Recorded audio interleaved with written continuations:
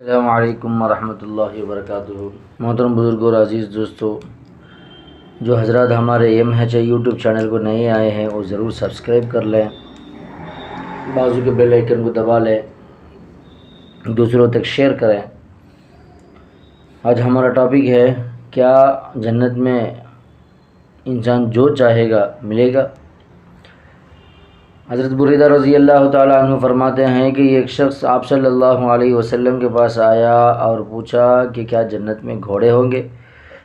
تو آپ صلی اللہ علیہ وسلم نے اس کو جواب دیا کہ جب تم جنت میں داخل ہو جاؤ گے تو پھر سرخ یاقوتی ایک گھوڑا تمہارے پاس ہو اور اس پر سوار ہو کر پوری جنت پھر کر آئے۔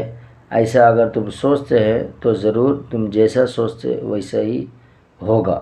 کیا جنت میں اونٹ ہوں گے؟ تو آپ صلی اللہ علیہ وسلم نے فرمایا جنت میں تمہارا نفس جو چاہے گا وہ ملے گا۔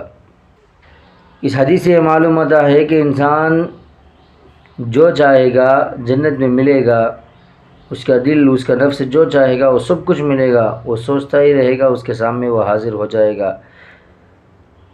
لیکن اگر یہ مقام آپ کو پانا ہے تو جس نفس سوچنے سے جنت میں ملے گا، اس نفس کو یہاں جنت کے لیے یعنی آخرت کی تیاری کے لیے شیطان کے نقش قدم پر چلنے سے اپنے آپ کو قابو میں رکھیں، چلنے سے اس نفس کو قابو میں رکھیں، اللہ اور اس کے رسول کے بتائے ہوئے راستے پر چلنے کی کوشش کریں تو اللہ تبارک و تعالی ضرور وہ مقام عطا فرمائے گا، وہ نعمتیں عطا فرمائے گا جو اس حدیث میں کہا گیا ہے۔